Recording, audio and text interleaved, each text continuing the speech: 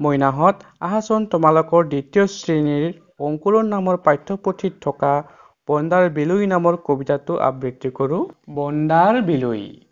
নিশাৰ ভাগত নিগুনি ওলাল, কান্ধত জলঙা আৰি, ভঁৰালৰ পৰা কিজানি এমুঠি খুদকণ গতাব পাৰি।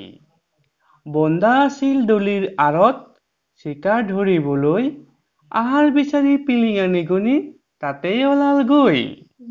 সন্মুখতে দেখি নিশাৰ ভোজন, জিভা কৰে লৰফৰ, থাপ মাৰোতেই তৰা নৰা ছিঙি নিগুনি মাৰিলেই লৰ। নিগুনিক ধৰো বুলি বন্দাই মাৰিলে দীঘল জাপ, চূণৰ চৰুত পৰি বুপুৰাই সৰিলে বাপ বাপ।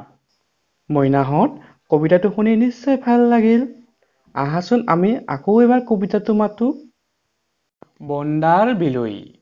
নিশাৰ ভাগত নিগুনি ওলাল, কান্ধত জলঙা আৰি, ভঁৰালৰ পৰা কিজানি এমুঠি খুদকণ গতাব পাৰি। বন্দা আছিল ডলিৰ আঁৰত চিকাৰ ধৰিবলৈ, আহাৰ বিচাৰি পিলিঙা নিগুনি তাতেই ওলাল গৈ। সন্মুখতে দেখি নিশাৰ ভোজন, জিভা কৰে লৰফৰ, থাপ মাৰোতেই তৰা নৰা ছিঙি নিগুনি মাৰিলেই লৰ। নিগুনিক ধৰো বুলি বন্দাই মাৰিলে দীঘল জাপ, চূণৰ চৰুত পৰি বুপুৰাই সৰিলে বাপ বাপ। মইনাহঁত আহাচোন আমি এতিয়া পাঠত থকা প্ৰশ্ন উত্তৰসমূহ জানো। নিশা কান্ধত জলঙা লৈ কোন ওলাল? নিশা কান্ধত জলঙা লৈ নেগুনী ওলাল। নেগুনী কি পোৱাৰ আশাত ওলাইছিল?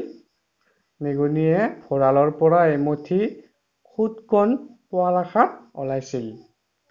ডলিৰ আঁৰত কোন লুকাই আছিল?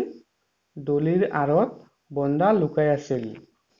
বন্দাই থাপ মাৰোতে নেগুনীয়ে কেনেকৈ দৌৰিছিল? বন্দাই থাপ মাৰোতে নেগুনীয়ে তৰা নৰা ছিঙি দৌৰিছিল। নিগুনিটো ধৰিবলৈ গৈ বন্দা ক'ত পৰিছিল?